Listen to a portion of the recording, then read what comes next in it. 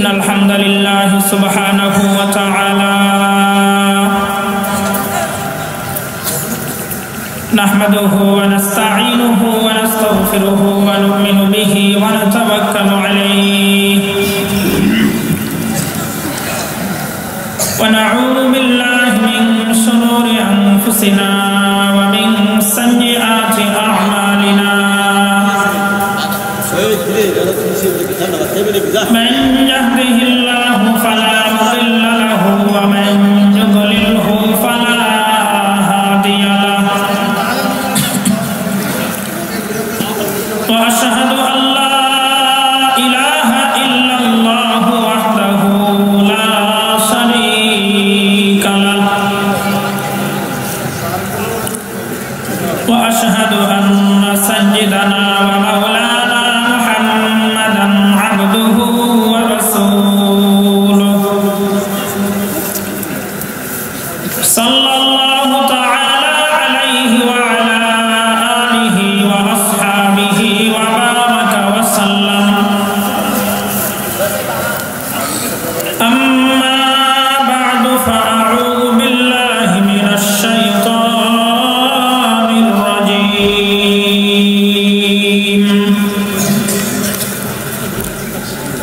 بسم الله الرحمن الرحيم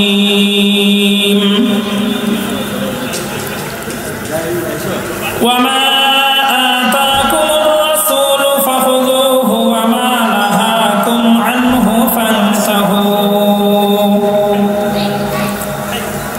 واتقوا الله إن الله شديد العقاب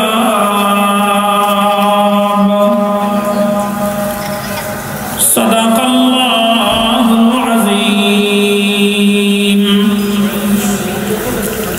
عن أبي هريرة رضي الله عنه عن رسول الله صلى الله عليه وسلم أنه قال والذي نفس محمد بيده لا يسمع بي أحد من هذه الأمة يهودي ولا نصراني ثم يموت ولم يؤمن بالذي أرسلت به إلا كان من أصحاب النار أو كما قال عليه الصلاة والسلام محترم حاضرين আমি আপনাদের সামনে আল্লাহর পক্ষ থেকে নাযিলকৃত সর্বশেষ ও সর্বশ্রেষ্ঠ সংবিধান মানুষের একমাত্র হেদায়েতের উৎস ও মুক্তির পথ মহাগ্রন্থ আল কোরআনের 28 নম্বর পারা 59 নম্বর সূরা সূরাতুল হাশরের 7 নম্বর আয়াতের শেষের অংশটুকু তেলাওয়াত করেছি। এরই পাশাপাশি বিশ্বনবী মুহাম্মদ সাল্লাল্লাহু আলাইহি ওয়াসাল্লামের অসংখ্য অগণিত হাদিসের ভান্ডার থেকে সহিহ মুসলিম শরীফ কিতাবুল ঈমান ঈমান অধ্যায়ের 401 নম্বর হাদিস আপনাদের সামনে পাঠ করেছি। আয়াত এবং হাদিসকে সামনে রেখে দ্বীনি কিছু কথা বলার চেষ্টা করব ইনশাআল্লাহ। আল্লাহ যেন পরিপূর্ণ ইখলাসের সহিত কথা বলার, আমাদেরকে যেন আমলের নিয়তে শ্রবণ করে বাস্তবায়ন করার তৌফিক দান করেন, আমিন। ওয়া মা তাওফীক ইল্লা বিল্লাহ।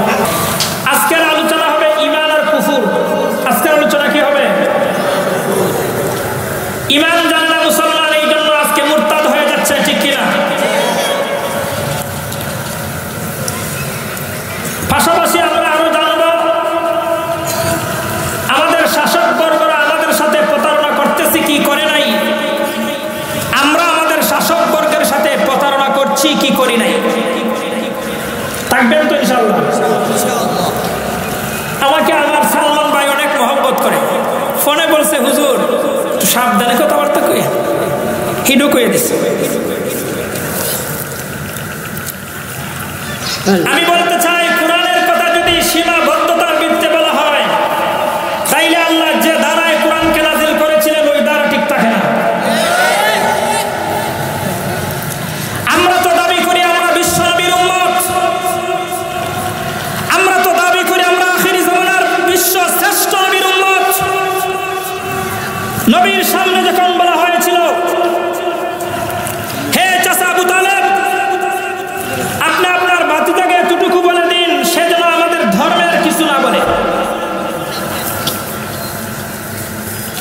বিশ্বনবী তখন ব্যর্থহীন ভাষায় তৎকালীন সময়ের পরাশক্তির সামনে বলেছিলেন, তারা যদি আমার এক হাতে সূর্য এনে দেয়, অপর হাতে চন্দ্র এনে দেয়, তথাপিও আমি হকের কথা বলেই যাব, কোনো সীমাবদ্ধতার ভিতরে বলবো না। সর্বজায়গায় সর্বমহলে কোরআনের কথা বলেই যাব। এতে যদি আমার জীবনও চলে যায়, আমি জীবন দিতে প্রস্তুত, কিন্তু আল্লাহর বাণী থেকে আমি পিছপা হতে পারি না। এই মর্মে আল্লাহ বিশ্বনবীকে বলেছিলেন, ইয়া আইয়ুহার রাসূল বাল্লিগ মা উনজিলা ইলাইকা মির রাব্বিক ওয়া ইন লাম তাফআল ফামা বাল্লাগতা রিসালাতাহু ওয়াল্লাহু ইয়াসিমুকা মিনান নাস।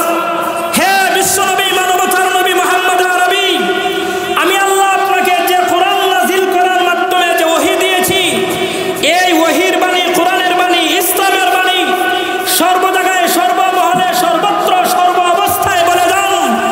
যদি কোরআনের বাণী প্রচার করার ক্ষেত্রে বিন্দু পরিমাণ আপনি গোপন করেন অথবা না বলেন, তাহলে জেনে রাখেন আপনার রিসালাতের দায়িত্ব আদায় হবে না। তবে আপনার মনে একটা প্রশ্ন, আপনার মনে একটু সংকুচিত বোধ হচ্ছে যে আমি যদি এখন একা একা এই পরাশক্তির সামনে কোরআন আর হাদিসের কথা বলি, তাহলে হয়তো আমাকে ফাঁসির কাস্টে ঝুলাইয়া দিবে, আমার বিরুদ্ধে ষড়যন্ত্র করবে, আমার বিরুদ্ধে প্রোপাগান্ডা করবে, আমার বিরুদ্ধে হয়তো বিভিন্ন ধরনের মামলা মোকদ্দমা করবে, হুমকি দুমকি আসবে। আমি আল্লাহ আপনাকে বলে দিচ্ছি, ওয়াল্লাহু ইয়াসিমুকা মিনান নাস। সকল ষড়যন্ত্রের মোকাবেলায়, সকল তাগুত শক্তির মোকাবেলায় আমি রব আপনাকে হেফাজত করব। এই আয়াতের ব্যাখ্যাতে মুফাসসিরিনে কেরামগণ লিখেছেন, এ হক্কানি উলামায়ে কেরাম, তোমাদের দায়িত্ব হলো বিশ্বনবীকে আল্লাহ যে নির্দেশ দিয়েছিলেন, ওই নির্দেশ মতো তোমাদেরকেও কোরআন আর সুন্নাহর কথা বলতে হবে। এতে তোমার জীবনের পরোয়া করা যাবে না। তুমি তোমার জীবনের মায়া ত্যাগ করে, তোমার জীবনের পরোয়া ত্যাগ করে, সকল ষড়যন্ত্র উপেক্ষা করে যদি তুমি কোরআন আর হাদিসের কথা বলতে পারো, আল্লাহ যেমন ভাবে ওয়াদা করেছিলেন বিশ্বনবীকে হেফাজত করবেন, ঠিক তেমনি ভাবে সকল ষড়যন্ত্রের মোকাবেলায় আল্লাহ আপনাকে হেফাজত করবে। নারায়ে তাকবীর! ইসলামের শত্রুরা, ইসলামের দুশমনেরা, আল কোরআনের আলো, আল হাদিসের আলো, নারায়ে তাকবীর! মুহতারাম হাজিরিন, এই জন্য বাংলাদেশে বারবার মামুনুল হক সাহেবের মতো ব্যক্তি জন্মায় না। মামুনুল হক সাহেব, উনি ওনার জীবনের মায়া ত্যাগ করে একমাত্র মুসলমানের জন্য, একমাত্র বাংলাদেশের স্বাধীনতার জন্য, একমাত্র বাংলাদেশের কৌমত্বকে রক্ষা করার জন্য তিনি মাঠে ময়দানে কথা বলেন। কিন্তু আজকে আমাদের হৃদয়ের স্পন্দন আল্লামা মামুনুল হককে বাধা দেওয়া হয়। আমরা পরিষ্কারভাবে বলতে চাই, মামুনুল হককে বাধা দিতে পারো, ফেরাউনের কথাটা একবার স্মরণ করেন, হামানের কথাটা একবার স্মরণ করেন, আবু জাহেলের কথাটা একবার স্মরণ করেন, উতবা সাহেবের কথাটা একবার স্মরণ করেন। তারাও কোরআনকে বাধা দিয়েছিল, কোরআনের প্রোগ্রামে বাধা দিয়েছিল, কোরআনের কথাকে স্তব্ধ করার চেষ্টা করেছিল। আল্লাহ বলেন, ওয়া মাকারু ওয়া মাকারাল্লাহ ওয়াল্লাহু খায়রুল মাকিরিন। আল্লাহর সাথে ষড়যন্ত্র করতে পারো, মুসলমানের সাথে গাদ্দারি করতে পারো, মুনাফিক হয়ে তুমি মুসলমানের সাথে দালালি করতে পারো, আল্লাহর সামনে তুমি কিছুই হতে পারো না।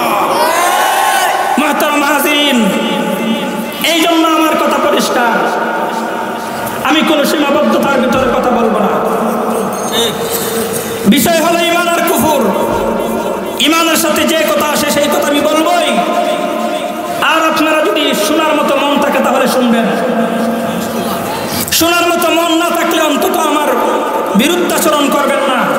কারণ আপনারা আমার বিরুদ্ধাচরণ করেন নাই, পক্ষান্তরে কোরআন আর হাদিসের বিরুদ্ধাচরণ করেন। এই জন্য আমরা শুরুতে ঈমান কাকে বলে এই বিষয়টা আমরা শুনব। আর আপনারা যারা পিছনে আছেন, মেহেরবানি করে কথা বলবেন না। কথা বলার দ্বারা আলোচনার সিরিয়াল হারিয়ে যায়। আমি একটা ছোট্ট মানুষ, কি বলবো আপনাদের সামনে। আমার পূর্বে যিনি মুরব্বী হুজুর বয়ান করে গেছেন, আল্লাহ ওনার বরকতে ওনার জীবনে আরো বরকত দান করুক, বলেন আমিন। অনেক গুরুত্বপূর্ণ কথা বলছেন। এই জন্য আমাদের ভিতরে, আমাদের হৃদয়ে বড় দুঃখ। একবার হক্কানি উলামায়ে কেরামের হৃদয়ের ব্যথাটা বোঝার চেষ্টা করেন, এরপরে সমালোচনা করেন। যে লোক বাবা হয় না ওই লোক বুঝবে না বাবা কি জিনিস। আপনি বলবেন হুজুর আমাদের তো বাবা আছে, বাবা থাকতেই পারে, কিন্তু আপনি যতক্ষণ পর্যন্ত বাবা হবেন না ততক্ষণ পর্যন্ত বাবার মর্যাদা আপনি বুঝবেন না। বাবাই কিছু বললে আপনি রাগ করেন, রাগ করে বাড়ি থেকে বের হয়ে যান, ভালো কথা, কিন্তু একবার চিন্তা করেন আপনার বাবা আপনাকে কি করে লালন পালন করেছে, একবার চিন্তা করে দেখেন। এই জন্য কথা হবে পরিষ্কার, কথা হবে কি, আপনারা আমার কথার সাথে উত্তর দিতে পারবেন তো ইনশাআল্লাহ? আওয়াজ করে বলতে হবে। আমি কিন্তু ওই ফজরের নামাজ পড়ে রওনা দিয়েছিলাম, আপনাদের এখানে কোনো রকম এসে মাগরিব পড়ছি, ফজরের নামাজ পড়া 7টার দিকে রওনা দিয়েছিলাম। দুপুরে আপনাদের ময়মনসিংহ ওই বাস স্ট্যান্ডে এসে খানা খেয়েছি। কিন্তু কেন আমরা এত কষ্ট করে আসি বলবেন হুজুর আপনি তো যাওয়ার সময় ফোকারটা একটু গরম করে যাবেন। এই তো আপনাদের প্রশ্ন, এই তো আপনাদের প্রশ্ন। একবার জার্নিংটা করে দেখেন, একবার, শুধু একবার। কিন্তু সব টাকার জন্য ঘুরে না, সব কিসের জন্য ঘুরে না, টাকার জন্য ঘুরে না। সবাইকে এক পাল্লায় মাপবেন না। স্বর্ণ কি আপনি যে পাল্লা দিয়ে লাকড়ি মাপেন ওই পাল্লা দিয়ে কি স্বর্ণ মাপা যায়? আর স্বর্ণ যে পাল্লা দিয়ে মাপা যায় ওই পাল্লা দিয়ে কি লাকড়ি মাপা যায়? সবাইকে এক পাল্লায় মাপবেন না। যাই হোক মুহতারাম হাজিরিন, আপনারা যারা বসে আছেন, আমি বলবো যারা আরো এদিক সেদিক ঘোরাফেরা করতেছেন, মেহেরবানি করে আসে বসে যান। রাসূল করিম সাল্লাল্লাহু আলাইহি ওয়াসাল্লাম বলছেন একত্র যদি বসা থাকে তাইলে আল্লাহর পক্ষ থেকে সাকিনা রহমত নাজিল হয়। আর সামিয়ানার বাহিরে ঘোরাফেরা করলে আওয়াজ শুনবেন, ওয়াজ শুনবেন, কিন্তু রহমত পাবেন না। তো আমি প্রথমে ইমানের সংজ্ঞাটা আপনাদের সামনে বলবো। ইমান কি জিনিস, ইমান কাকে বলে? সরকারি এবং বেসরকারি মাদ্রাসায় একটা আকীদার কিতাব পড়া হয়। আকীদার কিতাবের নাম শরহে আকাইদে নসফি। কি বললাম? শরহে আকাইদে নসফির 278 নম্বর পৃষ্ঠা। সরকারি বর্তমান ঢাকা আলিয়া মাদ্রাসার প্রাক্তন শিক্ষক, বাইতুল মুকাররম জাতীয় মসজিদের সাবেক খতিব সৈয়দ আল্লামা মুফতি আমিনুল ইহসান রহমতুল্লাহ আলাইহি পাকিস্তানের আমলের খতিব ছিলেন। তিনি একটা উসুলে ফিকহের একটা গ্রন্থ লিখেছেন কাওয়াইদুল ফিকহ। ওই কাওয়াইদুল ফিকহের 98 নম্বর পৃষ্ঠা। এবং মোল্লা আলী আল কারি রাহিমাহুল্লাহর লেখা শরহে ফিকহে আকবরের 141 নম্বর পৃষ্ঠা। তাফসিরে কবির প্রথম খণ্ডের 340 থেকে 343 নম্বর পৃষ্ঠা। দারুল হাদিস বৈরুত লেবাননের ছাপা। ইমান শব্দের শাব্দিক অর্থ হলো বিশ্বাস। ইমানের শাব্দিক অর্থ কি? বিশ্বাস। আরেকটা অর্থ হলো ইতিমাদ, নির্ভর করা। ইসলামের শরীয়তের পরিভাষায় ইমান নিয়া আহলে কিবলা, কিবলাওয়ালাদের মতে 4টা। যারা কিবলা বিশ্বাস করে তাদের মতে ইমানের সংজ্ঞা 4টা। তাদের মতো কয়টা?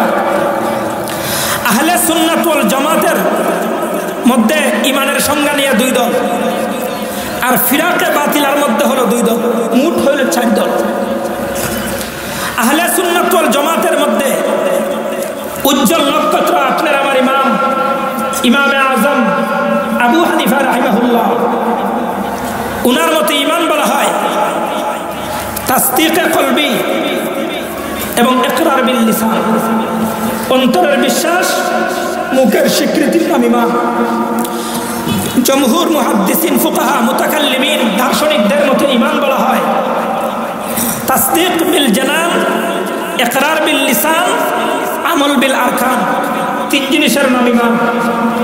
অন্তরে বিশ্বাস করা, মুখে স্বীকৃতি দেওয়া, কর্মের মাধ্যমে বাস্তবায়ন করা। 3 জিনিসের নাম কি? গরম চা থাকলে একটু চা নিয়ে আসে।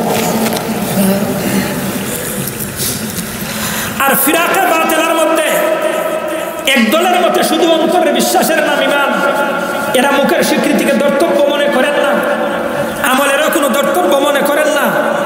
আর ফিরাকা আরেক বাতিল আর আরেক দলের মতো হইল শুধু মুখের বলার নাম ঈমান।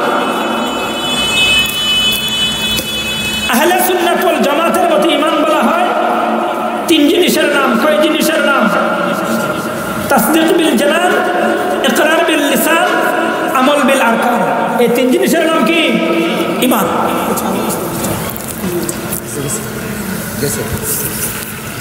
আরেকটা বিষয় হইল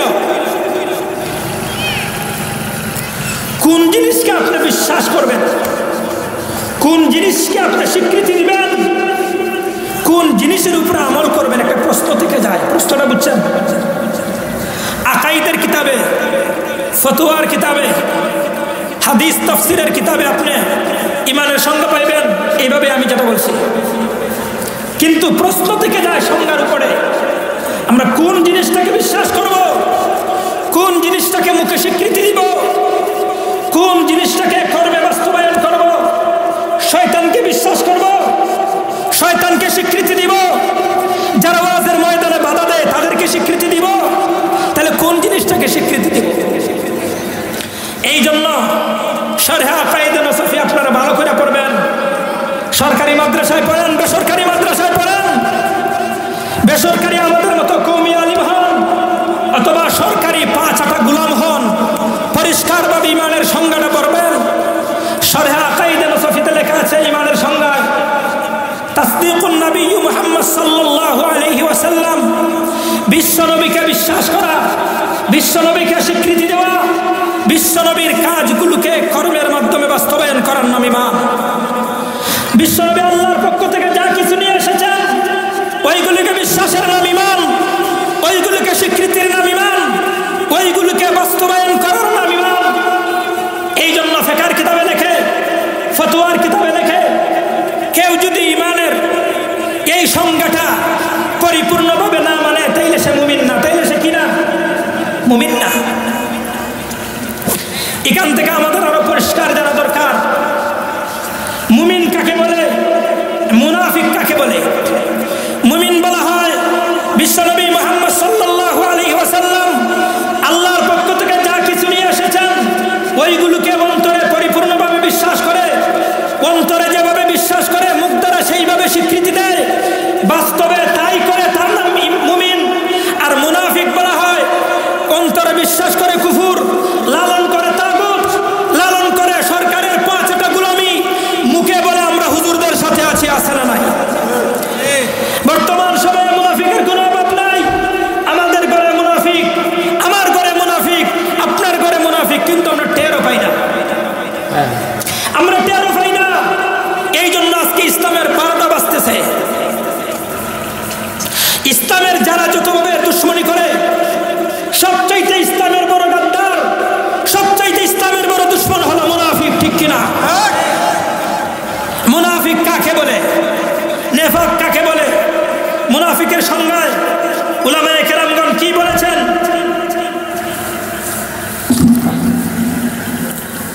কাওয়াইদুল ফিকহ আল্লামা আমিনুল ইহসান রাহিমাহুল্লাহ লেখা 271 নম্বর পৃষ্ঠায় লিখেছেন, মুমিন বলা হয় তাসদীকুন নবী ফি জামিই মা জা বিহি আনিল্লাহি তাআলা মিম্মা আলিমা মাজিয়াহু দরুরাতান মাল ইকরার ওয়াল ইনকিয়াদ। বিশ্বনবী মুহাম্মদ সাল্লাল্লাহু আলাইহি ওয়াসাল্লাম আল্লাহর পক্ষ থেকে যা কিছু নিয়ে এসেছেন ওইগুলোকে পরিপূর্ণভাবে বিশ্বাস করার নাম মুমিন। আর মুনাফিক বলা হয়, তিনি কাওয়াইদুল ফিকহের 298 নম্বর পৃষ্ঠায় লিখেছেন, হুয়াল্লাযী ইযহিরুল ইসলাম ওয়া ইউবতিনুল কুফর, কুফরকে সে গোপন রাখে, ইসলামকে মুখে প্রকাশ করে, মুখে মুখে বলে আমরা কোরআন মানি, আমরা ইসলাম মানি, আমরাও ইসলাম বুঝি, আমরা হুজুরদের চাইতে কম বুঝি না, আমরা হুজুরদের চাইতে তাহাজ্জুদ কম পড়ি না, 60-70 রাকাত আমরা হুজুরদের চাইতে বেশি পড়ি। ঠিক কিনা? এই সমস্ত পাগল মার্কা কিছু নেতা নেত্রী বাংলাদেশে আছে না নাই? বলবেন হুজুর আপনি নেতা নেত্রীর কথা কেন বলেন? এই জন্য বলি, ও মুসলমান, তোমার ঈমানকে যদি সংরক্ষণ রাখতে চাও তাইলে ঈমানের জন্য যেগুলো ক্ষতিকারক এইগুলিও তোমাকে জানতে হবে। আপনার অ্যালার্জি হয়েছে, কি হয়েছে? আপনার কি রোগ? চুলকানি। ডাক্তারের কাছে গেছেন, ডাক্তার আপনাকে প্রেসক্রিপশন অনুযায়ী ওষুধ দিয়েছে।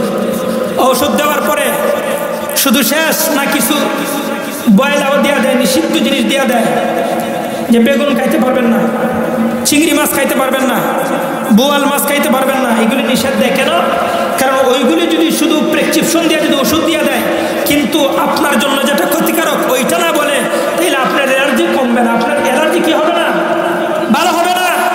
ঠিক তেমনি ভাবে ইমানের বয়ান করতে গেলে, ইমান বলতে গেলে আপনাকে মুনাফিক চিনতে হবে, নাইলে আপনি মুনাফিকের দুকায় পড়তে পারেন। এই জন্য মুনাফিকদেরকেও ভালো রকম চেনা দরকার, ঠিক কিনা? উলামায়ে কেরামগণ বলেন নেফাক দুই প্রকার। নেফাক কয় প্রকার? একটা হলো ইতিকাদি আর একটা হলো আমলি। ইতিকাদি হলো সে কুফরকে লালন করে, সে প্রকৃত অর্থে মুসলমান না, বাহ্যিক অর্থে মুসলমান, এই জন্য তাকে বলা হয় মুনাফিক। নেফাক ফিল ইতিকাদ, সে হলো বিশ্বাসগত মুনাফিক। আর বিশ্বাসগত যারা মুনাফিক হবে তাদের জন্য আল্লাহর পক্ষ থেকে নির্দেশ হলো ইন্নাল মুনাফিকিনা ফিদ দারকিল আসফালি মিনান নার, জাহান্নামের সবচেয়ে নিম্ন স্তর হবে যারা নেফাক ফিল ইতিকাদ, যারা মুনাফিক এবং যারা ইতিকাদিভাবে বিশ্বাসগতভাবে মুনাফিক, তারা হবে চিরস্থায়ী জাহান্নামী এবং জাহান্নামের সর্বনিম্ন জায়গায় তাদের ঠিকানা হবে। আরেক প্রকার নেফাক হলো নেফাক ফিল আমল। কি বললাম? নেফাক ফিল আমল। নেফাক ফিল আমলের ব্যাপারে আমি সূরা তাওবার 67 এবং 68 নম্বর আয়াত আপনাদেরকে শোনাচ্ছি। আল্লাহ সুবহানাহু ওয়া তাআলা সূরা তাওবার 67 এবং 68 নম্বর আয়াতে বলেন, আল মুনাফিকুনা ওয়াল মুনাফিকাতু বা'দুহুম মিন বা'দ ইয়া'মুরুনা বিল মুনকারি ওয়া ইয়ানহাউনা আনিল মা'রুফ। আল্লাহ পাক রব্বুল আলামিন বলেন, ও দুনিয়ার মুমিন মুসলমান, যারা মুনাফিক, যারা নেফাক ফিল আমল করে, তাদের কাজ হইল তারা প্রকৃত অর্থে মুমিন ছিল, কিন্তু তারা কাজকর্ম করে মুনাফিকের। এর মধ্যে একটা কাজকর্ম হইল ইয়া'মুরুনা বিল মুনকার, তারা খারাপ কাজের আদেশ করে, ওয়া ইয়ানহাউনা আনিল মা'রুফ, তারা ভালো কাজের নিষেধ করে। তাইলে সূরা তাওবার 67 এবং 68 নম্বর আয়াত থেকে পরিষ্কার বোঝা গেল যারা ভালো কাজ করতে নিষেধ করে তারা হইল মুমিন না মুনাফিক? জুড়ে বলেন, মুমিন না মুনাফিক? ওয়াজে বাধা দেওয়া ভালো কাজ না খারাপ কাজ? তাইলে আপনি কি হইছেন? আপনি মুনাফিক হইলে আমার সমস্যা কোথায়? প্রশ্ন হলো, হুজুর আপনার সমস্যা কোথায়? আমার সমস্যা ওই জায়গায় বিশ্বনবী মুহাম্মদ সাল্লাল্লাহু আলাইহি ওয়াসাল্লাম বলছেন, আবু দারদা থেকে হাদিস বর্ণিত, হাদিস সনদান মুতারাম সহিহ, ইন্নাল উলামা ওয়ারাসাতুল আমবিয়া ওয়া ইন্নাল আমবিয়া লাম ইউওয়ারিসু দীনারান ওয়ালা দিরহামা ওয়া ইন্নাল উলামা ওয়ারাসাতুল ইলম ফামান আখাযাহু বিহাজ্জিন ওয়াফির আও কামা ক্বালা আলাইহিস সালাতু ওয়াস সালাম। বিশ্বনবী মুহাম্মদ সাল্লাল্লাহু আলাইহি ওয়াসাল্লাম বলেন, ও হক্কানি উলামায়ে কেরাম, তোমাদেরকে আমি আমার পরবর্তী ওয়ারিস হিসাবে রেখে গেলাম। আমরা যেভাবে কোরআন সুন্নাহর কথাগুলি বলে দিচ্ছি ওইভাবে তোমাদেরকে বলতে হবে। আমরা যদি মুসলমানদের কাছে, আমরা যদি আমাদের ধর্মীয় ভাইদের কাছে, ইমান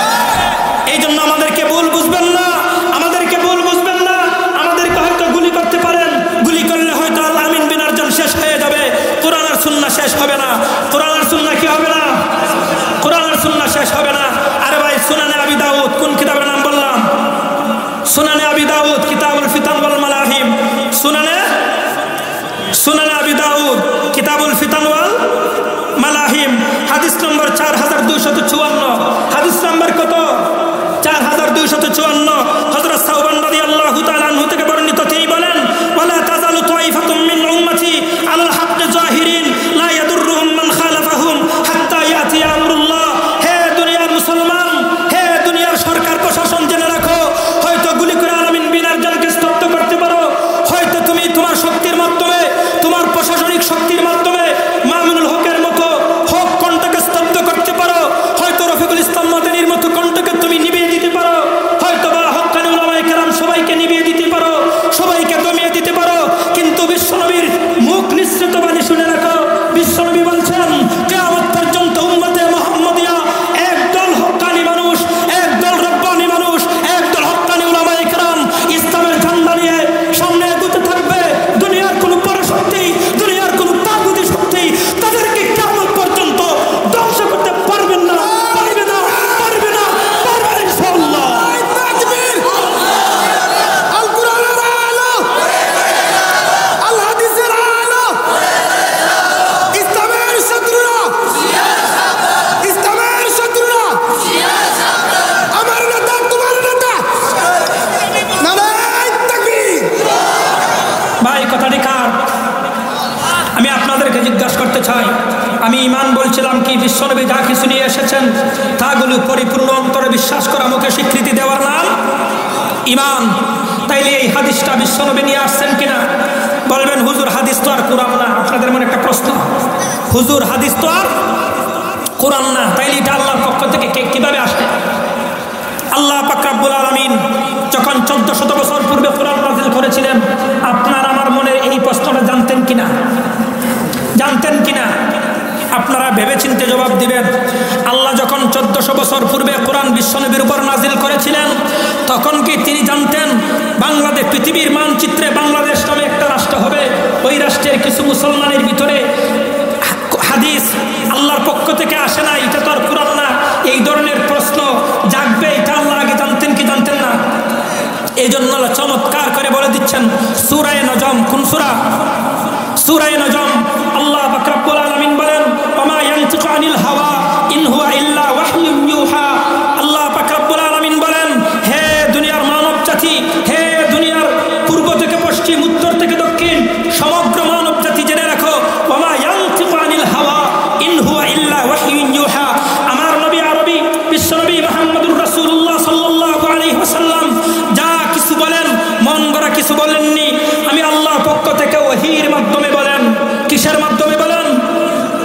এই জন্য সরকারি এবং বেসরকারি মাদ্রাসার কথা বলছি, দুনো প্রকার প্রতিষ্ঠানের কথা বলছি। হয়তোবা কিছু সরকারি মাদ্রাসায় পড়ুয়া কিছু আলেম যারা তাগুতের পাঁচটা গোলাম, হক্কানি উলামায়ে কেরামের বিরুদ্ধেও আপনারা ফতোয়াবাজি করেন, এটা আমরা জানি। তৎকালীন সময়েও ফতোয়াবাজি করার জন্য একদল পাঁচটা তাগুতের গোলাম ছিল, বর্তমানেও আছে, ভবিষ্যতেও থাকবে, এটা আল্লাহ আগের থেকেই জানতেন। এই জন্য কোরআনে আমাদেরকে সতর্কবাণী দিয়েছেন, হাদিস শরীফে নবীজি আমাদেরকে সতর্কবাণী দিয়েছেন। আমরাও জানি আপনারা দালালি করবেন, তবে দালালি করার আগে আপনার জ্ঞানকে একবার জিজ্ঞাসা করেন। আপনি সরকারি মাদ্রাসায় পড়েন অথবা বেসরকারি মাদ্রাসায় পড়েন, উভয় মাদ্রাসায় একটা কিতাব পড়া হয়, উসুলের কিতাব নূরুল আনোয়ার। কি কিতাব? নূরুল আনোয়ারে লেখা আছে কিতাবুল্লাহর মধ্যে এবং সুন্নতের মধ্যে ওহী হলো দুই প্রকার। ওহী কত প্রকার? এক প্রকার ওহীর নাম ওহীয়ে মাতলু, যেটাকে কোরআন বলা হয়, আরেক প্রকার ওহীর নাম ওহীয়ে গায়রে মাতলু, যেটাকে হাদিস বা সুন্নাহ বলা হয়। আল্লাহর পক্ষ থেকে বিশ্বনবী দুই প্রকারের ওহী প্রাপ্ত হয়েছেন। এক প্রকারের ওহী জিবরাইলের মাধ্যমে কোরআন, যেটাকে বারবার পাঠ করা হয়েছে। ওই মুফাসসিরিনে কেরাম তাফসীরের কিতাবে লিখেছেন, মুহাদ্দিসিনে কেরাম হাদিসের ব্যাখ্যাতে লিখেছেন, মুহাদ্দিসিনে কেরাম মুফাসসিরিনে কেরাম লেখেন বিশ্বনবী মুহাম্মদ সাল্লাল্লাহু আলাইহি সাল্লামের কাছে কোরআনকে বারবার পাঠ করার মাধ্যমে নাযিল করা হয়েছিল। সর্বপ্রথম আল্লাহ পাক রব্বুল আলামিন জিবরাইলকে পাঠ করে শোনাইতেন, জিবরাইলের পর আল্লাহকে পুনরায় পাঠ করে শোনাইতেন। এরপরে জিবরাইল আলাইহিস সালাম প্রথম আসমান, দ্বিতীয় আসমান, তৃতীয় আসমান, চতুর্থ আসমান, পঞ্চম আসমান, ষষ্ঠ আসমান, সপ্তম আসমান, এইভাবে প্রত্যেকটা আসমানের ফেরেশতাদেরকে পাঠ করে শোনাইতেন। প্রত্যেকটা আসমানের ফেরেশতারা রিপিট করে আবার জিবরাইলকে শোনাইতেন। এরপরে এতবার পাঠ করার পরে জিবরাইল আলাইহিস সালাম বিশ্বনবীকে পাঠ করে শোনাইতেন। এরপরে বিশ্বনবী জিবরাইলকে আবার পাঠ করে শোনাইতেন। এই জন্য কোরআনকে বলা হয় ওহী মাতলু, বারবার পাঠ করার মাধ্যমে ওহী।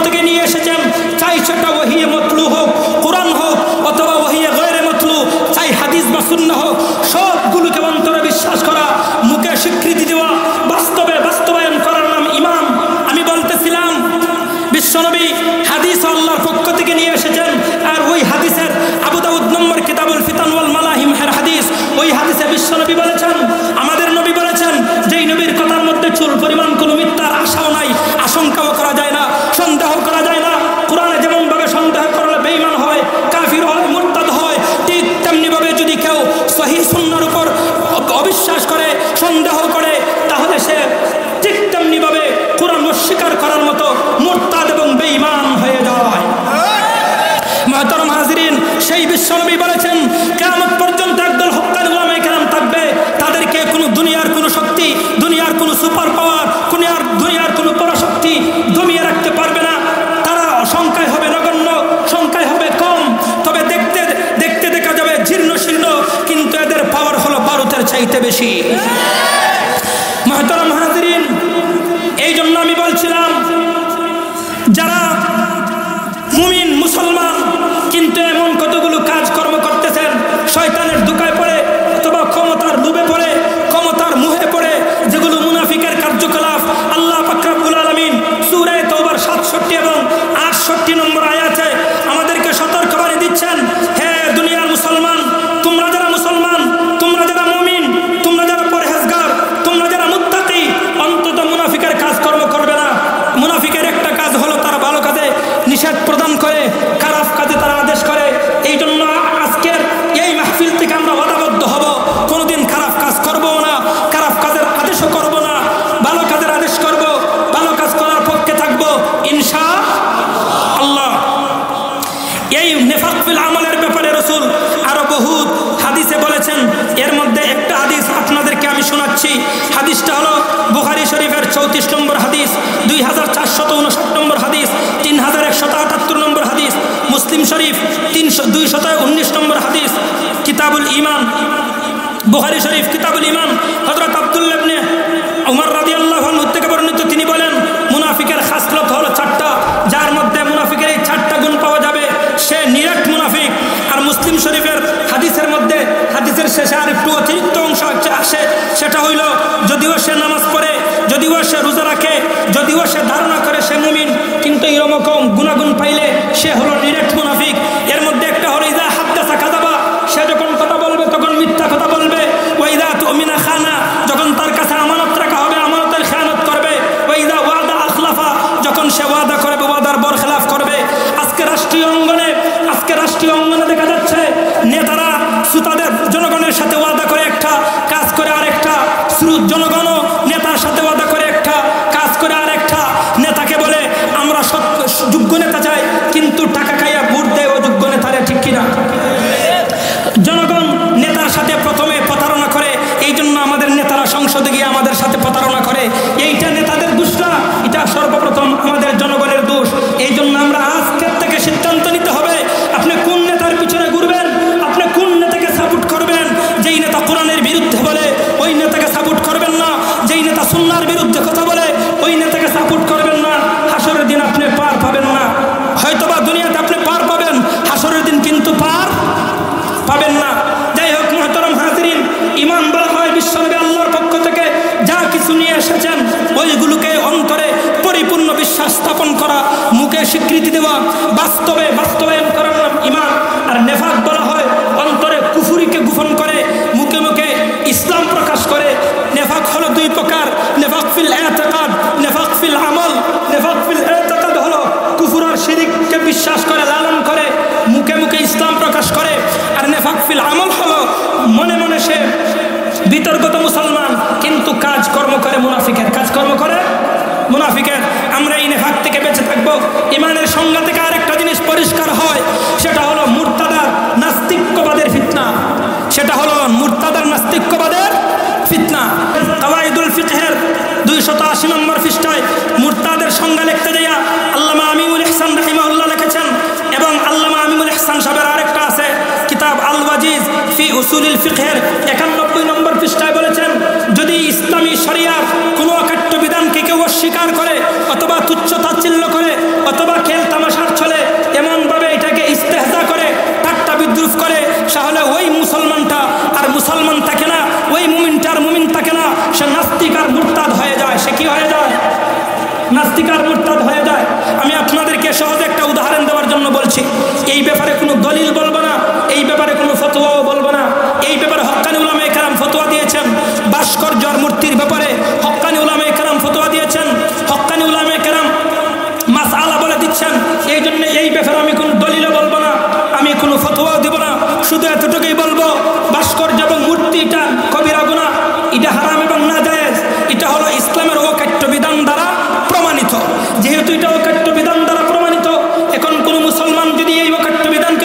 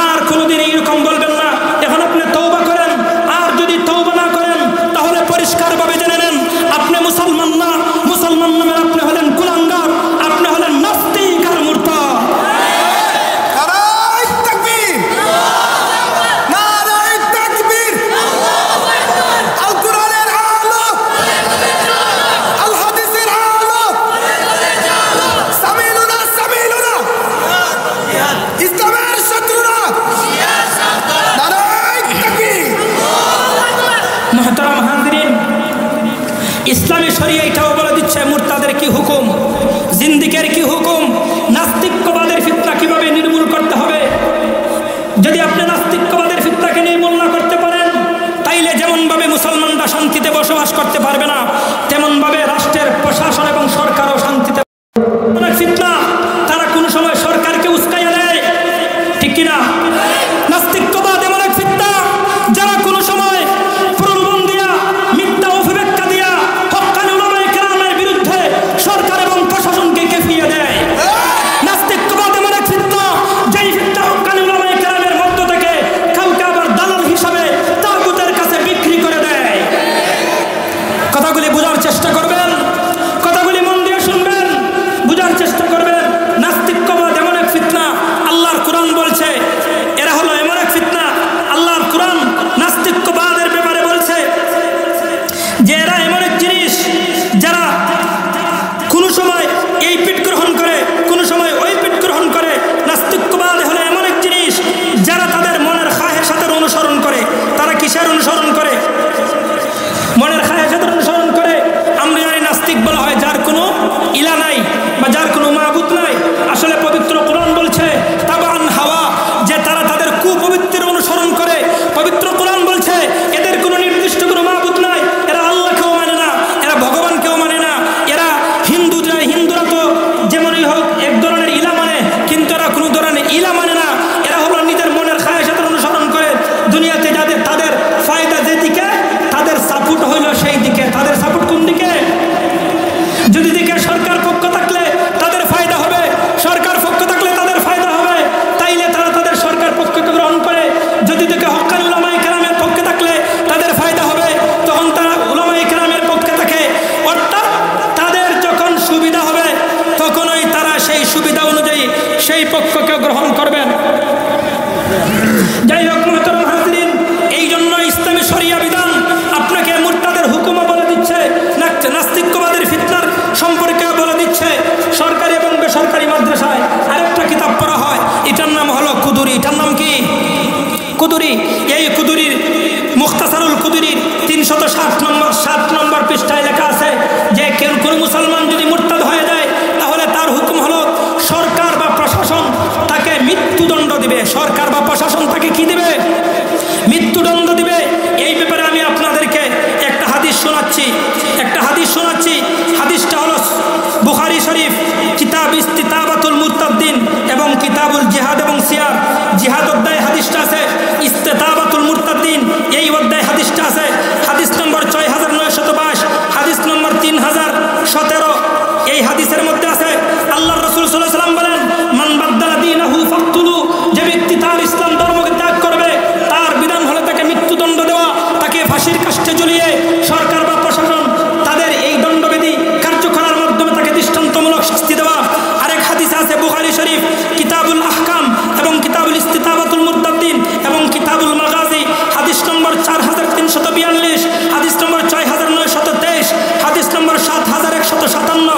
হযরত আবু মুসা রাদিয়াল্লাহু আনহু থেকে বর্ণিত, তিনি বলেন হযরত আবু মুসা রাদিয়াল্লাহু আনহুকে বিশ্বনবী ইয়ামানের গভর্নর নিযুক্ত করলেন। কোন জায়গার? ইয়ামানের। কোন জায়গা? ইয়ামানের। কিছুদিন পরে রাসূলুল্লাহ সাল্লাল্লাহু আলাইহি ওয়াসাল্লাম হযরত মুআয ইবনে জাবাল রাদিয়াল্লাহু আনহুকে ওই হযরত আবু মুসা আশআরীকে দেখার জন্য তিনি তার পিছনে পিছনে একদিন পাঠাইলেন, যাও তুমি গিয়ে আবু মুসা আশআরীকে দেখে আসো। হযরত মুআয ইবনে জাবাল রাদিয়াল্লাহু আনহু ইয়ামানে গেলেন। যাওয়ার পরে হযরত আবু মুসা আশআরীর সাথে সাক্ষাৎ হলো।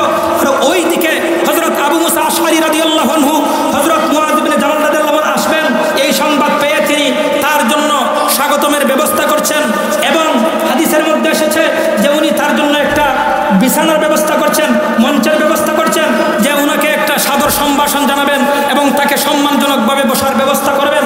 হযরত মুআয ইবনে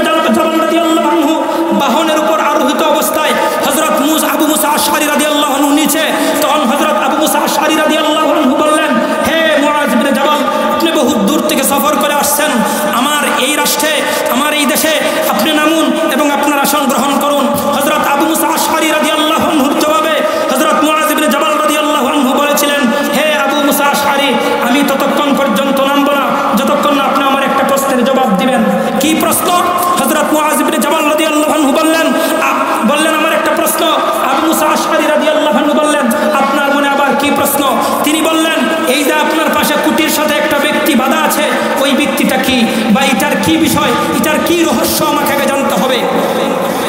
হযরত আবু মুসা আশআরী রাদিয়াল্লাহু আনহু বললেন, এই লোকটা ছিল প্রথমে ইহুদি, সে ইসলাম ধর্ম গ্রহণ করছে, ইসলাম ধর্ম গ্রহণ করার পরে সে আবার মুরতাদ হয়ে গেছে, আবার ইহুদি ধর্মে ফিরে গেছে, অর্থাৎ সে ও মুসলমান থেকে মুসলমান হওয়ার পরে আবার মুরতাদ হয়ে গেছে। তখন হযরত মুআয ইবনে জাবাল রাদিয়াল্লাহু আনহু পরিষ্কার ভাষায় বলেছিলেন, হে আবু মুসা আশআরী, তুমি আমার সংবাদ পেয়ে আমার জন্য লাল গালিচার ব্যবস্থা করেছো, আমার জন্য সংবর্ধনার ব্যবস্থা করেছো, আমার জন্য সুন্দর মঞ্চের ব্যবস্থা করেছো, সব কিছু ঠিক আছে, কিন্তু আমি আপনার স্বাগতম গ্রহণ করতে পারবো না, আমি আপনার এই লাল গালিচা সংবর্ধনা গ্রহণ করতে পারবো না, আমি আপনার এই আসন গ্রহণ করতে পারবো না, যতক্ষণ পর্যন্ত আপনি এই মুরতাদকে ফাঁসির কাষ্ঠে ঝুলিয়ে বিশ্বনবীর আইন পৃথিবীতে বাস্তবায়ন না করবেন। কারণ বিশ্বনবী বলেছেন, যে ব্যক্তি মুরতাদ হয়ে যায় তার শাস্তি হলো দুনিয়ার জগতে সরকার এবং সরকারি প্রশাসন তাদেরকে মৃত্যুদণ্ড দিয়ে বিশ্বনবীর আইন বাস্তবায়ন করবে। যতক্ষণ পর্যন্ত বিশ্বনবীর এই আইন বাস্তবায়ন না করবেন ততক্ষণ পর্যন্ত আমি বাহনের পীর থেকে নামব না। হযরত আবু মুসা আশআরী রাদিয়াল্লাহু আনহু সঙ্গে সঙ্গে ওই মুরতাদের হুকুম বাস্তবায়ন করলেন। এরপর হযরত মুআয ইবনে জাবাল রাদিয়াল্লাহু আনহু লাল গালিচা সংবর্ধনা গ্রহণ করলেন। এই হাদিস থেকে পরিষ্কার বোঝা যায় হযরত মুআয ইবনে জাবাল ছিলেন আশিক রাসূল। আজকে তো আশিক রাসূলের কোনো অভাব নাই, পোস্টারে দেখা যায় বিশ্ব আশিক রাসূল মঞ্জিল, বিশ্ব আশিক রাসূল সম্মেলন, আশিক রাসূলের কোনো অভাব নাই। কিন্তু বিশ্বনবীর আইনের কথা বললে ওই সমস্ত আশিক রাসূল সরকার এবং তাগুতের পক্ষপাতিত্ব গ্রহণ করে, ঠিক কিনা? আরে ভাই, আপনি যদি সত্যিকার অর্থে আশিক রাসূল হতে চান মুআয ইবনে জাবালকে ফলো করুন। আপনি যদি সত্যিকার অর্থে আশিক রাসূল হতে চান মুআয ইবনে জাবালকে ফলো করুন। আপনি যদি সত্যিকার অর্থে আশিক রাসূল হতে চান আবু বকর সিদ্দিককে অনুসরণ করুন। আপনি যদি প্রকৃত অর্থে আশিক রাসূল হতে চান হযরত উমর ইবনে খাত্তাবকে ফলো করুন। আপনি যদি সত্যিকার অর্থে আশিক রাসূল হতে চান হযরত উসমান ইবনে আফফানকে ফলো করুন। আপনি যদি সত্যিকার অর্থে আশিক রাসূল হতে চান আলী কারামাল্লাহু ওয়াজহাহু রাদিয়াল্লাহু আনহুকে ফলো করুন। তো আপনি যদি সত্যিকার অর্থে আশিক রাসূল হতে চান হযরত আবু মুসা আশআরীকে ফলো করুন।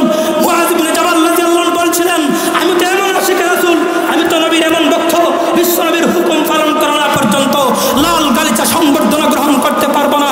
আমি আজকে হক্কানি উলামায়ে কেরামের দল এবং সারি থেকে পরিষ্কার সরকার এবং প্রশাসনকে বলতে চাই, আপনি যদি হক্কানি উলামায়ে কেরামকে সাপোর্ট করেন, আপনারা যদি হক্কানি উলামায়ে কেরামকে সমর্থন করেন, তাহলে বাংলাদেশের যে সমস্ত নাস্তিক আর মুরতাদ ব্যাঙের ছাতার মতো গজাইছে, অনতি বিলম্বে তাদেরকে ফাঁসির কাষ্ঠে ঝুলিয়ে মৃত্যুদণ্ড দিয়ে বিশ্বনবীর আইন বাংলাদেশে বাস্তবায়ন করে আশিক রাসূলের পরিচয় দিয়ে হক্কানি উলামায়ে কেরামের দলভুক্ত হয়ে যান, হক্কানি উলামায়ে কেরামের দলভুক্ত হয়ে যান। মুহতারাম হাজিরিন, আর যদি আপনি মৃত্যুদণ্ড এবং এই আইন বাস্তবায়ন করার মাধ্যমে হক্কানি উলামায়ে কেরামকে সাপোর্ট না করতে পারেন, তাহলে মনে রাখবেন দুনিয়াতে পার পাইবেন, হাসরের দিন কিন্তু পার পাইবেন না। এই জন্যই সারা পৃথিবীর সমস্ত উলামায়ে কেরাম ঐক্যবদ্ধভাবে ফতোয়া দিয়েছেন যে কাদিয়ানী হলো মুসলিম এবং কাফের। কাদিয়ানীরা কি? কাদিয়ানীরা কি? সেই কথাটাই হেফাজতে ইসলামের মঞ্চ থেকে বলা হয়, সেই কথাটাই আল্লামা জুনাইদ বাবনগরীর পক্ষ থেকে বলা হয়, সেই কথাটাই শাইখুল হাদিস ইবনে শাইখুল হাদিস আল্লামা মামুনুল হকের কণ্ঠ থেকে বলা হয়। আর কিছু বলা হয় নাই। কাদিয়ানীদেরকে মুরতাদ বলার কারণে, কাদিয়ানীদেরকে অমুসলিম ঘোষণা দেওয়ার কারণে আজকে হক্কানি উলামায়ে কেরাম বাংলাদেশে চলা তাদের জন্য কঠিন হয়ে গেছে। কিন্তু তারা যদি আপনাদেরকে আসমানের উপরের কথা শোনাইতেন, জমিনের নিচের কথা শোনাইতেন, আর আসমানের জমিনের ফাঁকা জায়গার কোনো ওয়াজ না শোনাইতেন, তারাও পারতেন। কিন্তু তারা চিন্তা করে দেখছেন আল উলামা ওয়ারাসাতুল আম্বিয়া, আল উলামা ওয়ারাসাতুল আম্বিয়া, এই জন্য তারা কথা বলেন। এই জন্য হেফাজতে ইসলামের মঞ্চ থেকে সেই কথাটাই বলা হয়। শাপলা চত্বরে যারা গিয়েছিলেন, আমরা যারা গিয়েছিলাম, আমাদের একটাই দাবি ছিল খতমে নবুয়তের আন্দোলন, আমাদের একটাই দাবি ছিল কাদিয়ানীদেরকে বাংলাদেশে অমুসলিম ঘোষণা করা হোক, ঠিক কিনা? আপনাদের কি শক্তি কমে গেছে? আপনাদের ইমানের জজবা কি নাই? আমাদের একটাই দাবি ছিল, হেফাজতে ইসলামের মঞ্চের একটাই দাবি ছিল, গুরুত্বপূর্ণ প্রধান দাবি ছিল কাদিয়ানীদেরকে অমুসলিম ঘোষণা দেওয়া হোক। কারণ ওই অমুসলিমরা যখন মুসলমানের পাসপোর্ট নিয়ে হজ করতে যায়, আমার নবীর কলিজাটা তখন চূর্ণ বিচূর্ণ হয়ে যায়, আমার নবীর কলিজাটা চূর্ণ বিচূর্ণ হয়ে যায়। এই জন্য সূরাতুল আনফাল, কোন সূরা?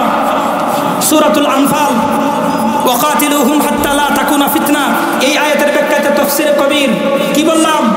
তাফসীরে কবির আল্লামা ইমাম ফখরুদ্দিন রাজি রাহিমাহুল্লাহ একটা হাদিস উল্লেখ করেছেন, লা ইয়াজতামিউ দীনানে ফি জাজিরাতিল আরব, যে জাজিরাতুল আরব, আরব কান্ট্রিতে দুইটা ধর্ম থাকতে পারে না। এই জন্য জাজিরাতুল আরবে মুসলমান প্রবেশ করতে পারে না, মুসলমান প্রবেশ করা হারাম। এটা আমার নবী ভবিষ্যৎবাণী করে গেছেন, এটা আমার নবী আমাদের প্রতি আদেশ করে গেছেন। এই জন্যই বাংলাদেশের মুসলমান চিৎকার করে, বাংলাদেশের হক্কানি উলামায়ে কেরামগণ চিৎকার করে, কাদিয়ানীদেরকে অনতিবিলম্বে কাফির ঘোষণা করে মক্কা মদিনা থেকে এদেরকে বিরত করুন, অন্যথায় বাংলাদেশের সরকার এবং প্রশাসন আল্লাহর আদালতে জবাবদিহি করতে হবে। কাদিয়ানীরা কিন্তু অনেক কিছু অস্বীকার করার কারণে কাফির না। আমরা ইমানের সংজ্ঞা বলছিলাম যে বিশ্বনবী আল্লাহর পক্ষ থেকে যা কিছু নিয়ে এসেছেন ওইগুলিকে অন্তরে বিশ্বাস করা, মুখে স্বীকৃতি দেওয়া, কর্মে তা বাস্তবায়ন করার নাম ইমান। কাদিয়ানীরা আল্লাহ মানে, রসুল মানে, কোরআন মানে, হাদিস মানে, কিন্তু সূরাতুল আহজাবের 40 নম্বর আয়াতের একটা অংশ এরা মানে না। কি মানে না? একটা অংশ, ওয়া খাতামান নাবিয়্যিন, কি মানে না? ওয়া খাতামান নাবিয়্যিন, বিশ্বনবী শেষ নবী, এটা মানে না। নবী যে রসুল এটাও মানে, নবী এটাও মানে, কিন্তু শেষ নবী, শেষ শব্দটা মানে না। এই ব্যাপারে আমি আপনাদের সামনে এক দুইটা দলিল উপস্থাপনা করছি। সূরাতুল আহজাব আয়াত নম্বর 40, আল্লাহ পাক রব্বুল আলামিন বলেন, মা কানা মুহাম্মাদুন আবা আহাদিম মির রিজালিকুম ওয়ালাকিন রাসূলুল্লাহি ওয়া খাতামান নাবিয়্যিন। হে রাসূল করিম সাল্লাল্লাহু আলাইহি ওয়াসাল্লাম, আপনি শেষ, সর্বশেষ একজন নবী, সর্বশেষ রসুল।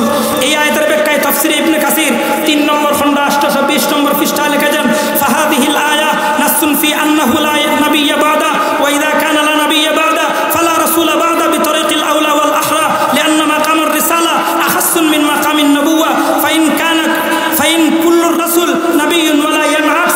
এর মানে হইল, এর মর্ম কথা হইল, বিশ্বনবীকে আল্লাহ পাক রব্বুল আলামিন এই আয়াতে একটা সার্টিফিকেট দিয়েছেন, বিশ্বনবীর পরে কোনো নবীও নাই, বিশ্বনবীর পরে কোনো রসুলও নাই। সুতরাং এই আয়াত হলো খতমে নবুয়তের সবচেয়ে বড় দলিল। আল্লাহ পাক রব্বুল আলামিন পবিত্র কোরআনের সূরাতুল আহজাবের 40 নম্বর আয়াতে বলে দিয়েছেন, বিশ্বনবীর পরে কোনো নবীও নাই, কোনো রসুলও নাই।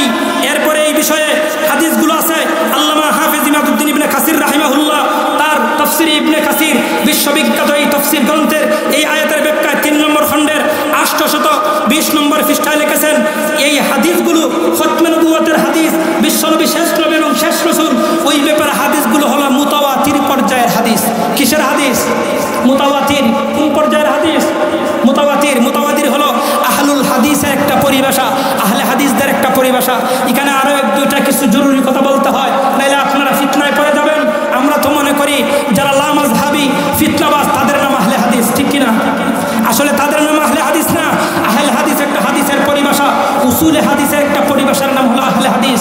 এই জন্য উসুলে হাদিসের কিতাবে লেখা আছে, ওয়াকালা আহলুল হাদিস যখন বলা হয় তখন উসুলে হাদিসের ক্ষেত্রে, হাদিসের ক্ষেত্রে এই মাসআলাটা একদম এত নির্ভরযোগ্য হয় যেটা বলার অবকাশ রাখে না। আহলে হাদিস হলো হাদিসের একটা পরিভাষা। এদের প্রকৃত নাম হলো ফিতনাবাজ। কি নাম?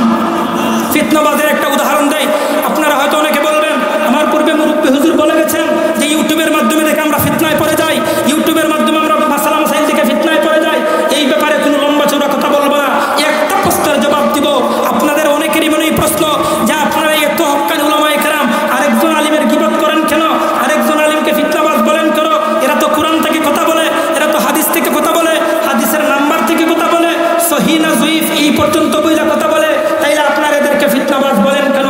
এর শর্টকাট এবং সংক্ষিপ্ত খুলাসা জবাব হইল এইটা, এরা ফিতনাবাজ এই জন্য, এরা ফিতনাবাজ এই জন্য কারণ ইসলামের মধ্যে তারা সমাধানকৃত মাসালা নিয়ে এরা ফিতনা করে, সমাধানকৃত মাসালা নিয়ে ফিতনা করে। এর একটা উদাহরণ দিই। আপনাদের এই মহল্লার নাম কি? জি, বারহা নাকি? হ্যাঁ, বারহা। পাশের আরেকটা গ্রামের নাম বলে?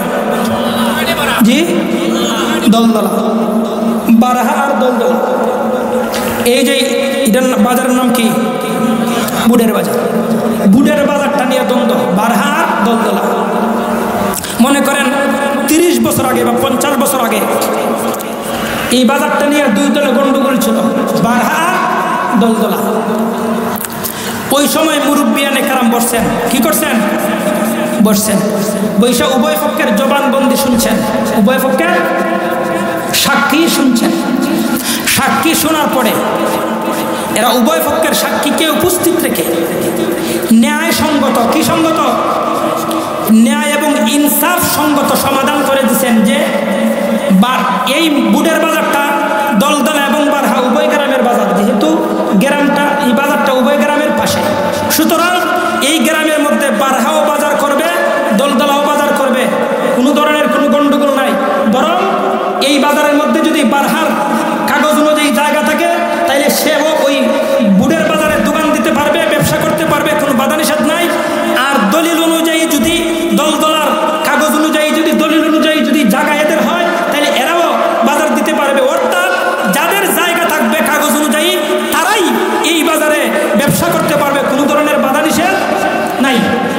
শেষ, আপনাদের মারামারিও শেষ।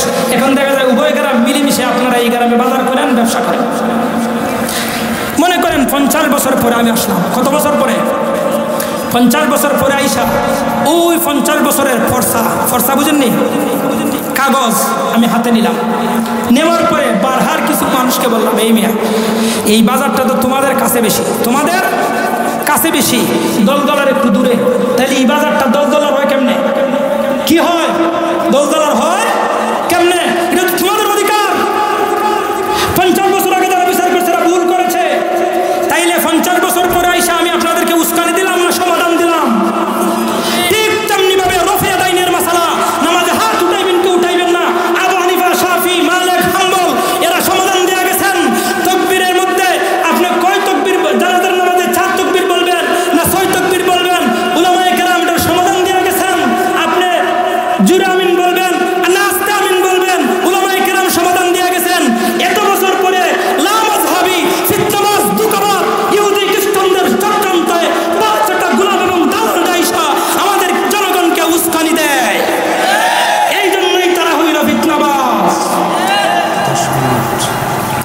যাই হোক মুহতারাম হাজিরিন, এখন বোঝা আসছে এরা কেন ফিতনাবাজ। এরা হাদিস থেকে বললেও ফিতনাবাজ, কুরআন থেকে বললেও ফিতনাবাজ। কেন? কারণ এরা সমাধানকৃত মাসলার সমাধান দেয় না, বরং উস্কানি দেয়। কি দেয়? এই জন্য আবু হানিফা রাহিমাহুল্লাহ বলছেন রফে আদান না করাটা উত্তম।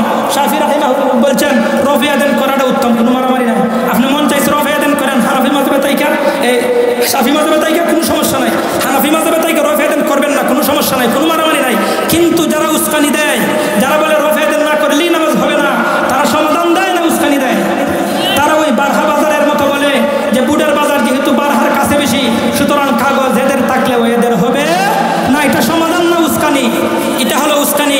যাই হোক মুহতারাম হাজিরিন, সময় যেহেতু অতি অল্প, আপনাদেরকে যে কথাটা আমি বলতেছিলাম সেটা হলো খতমে নবুয়ত সম্পর্কে হাদিস। খতমে নবুয়ত সম্পর্কে হাদিস হলো মুতাওয়াতির পর্যায়ে। এটা হলো আহলে হাদিস উসুল ভিত্তিক উলামায়ে কেরাম মতে একটা পরিভাষা। মুতাওয়াতির হাদিসের বিধান হইল কোরআনের দ্বারা বিধান প্রমাণিত হলে যেই হুকুম, মুতাওয়াতির হাদিসের দ্বারা বিধান প্রমাণিত হলে সেই হুকুম। হুকুমটা কি? এটা হইল যারা বিশ্বনবী মুহাম্মদ সাল্লাল্লাহু আলাইহি সাল্লামকে শেষ নবী মানবে না, শেষ রাসূল মানবে না, সেরা যত বড়ই বুজুর্গ হোক, তারা হলো মুরতাদ এবং কাফের। তারা কি? মুরতাদ এবং কাফের। এই ব্যাপারে অনেকগুলি হাদিস আছে। এর মধ্যে হাদিস একটা হলো কিতাবুর রুইয়া, তিরমিজি শরীফ হাদিস নম্বর 2441, কিতাবুল মানাকিব, তিরমিজি শরীফ হাদিস নম্বর 3972, বুখারী শরীফ কিতাবুল মানাকিব হাদিস নম্বর 3553, মুসলিম শরীফ কিতাবুল ফাজাইল হাদিস নম্বর 6101, মুসলিম শরীফ 6103, মুসলিম শরীফ 6252, মুসলিম শরীফ কিতাবুল মাসাজিদ হাদিস নম্বর 1195। হাদিসের অনেকগুলি ইবারত আছে। এর মধ্যে সর্বশেষ ইবারতটা হলো ওয়া খুতিমা বিয়ান নাবিয়্যুন, বিশ্বনবী মুহাম্মদ সাল্লাল্লাহু আলাইহি সাল্লাম বলছেন আল্লাহ পাক রব্বুল আলামিন আমার মাধ্যমে নবুয়ত এবং রিসালাতের দরজাকে বন্ধ করে দিয়েছেন এবং নবুয়ত এবং রিসালাতের চিঠির মধ্যে সিল মোহর দিয়ে দিয়েছেন। সুতরাং যে চিঠির মধ্যে সিল দেওয়া হয় ওই চিঠি কাহারও খোলার কোনো অনুমতি থাকে না। যেহেতু এটার মধ্যে সিল দেওয়া হয়ে গেছে, দুনিয়ার কোনো লোক এইটা খুলতে পারবে না।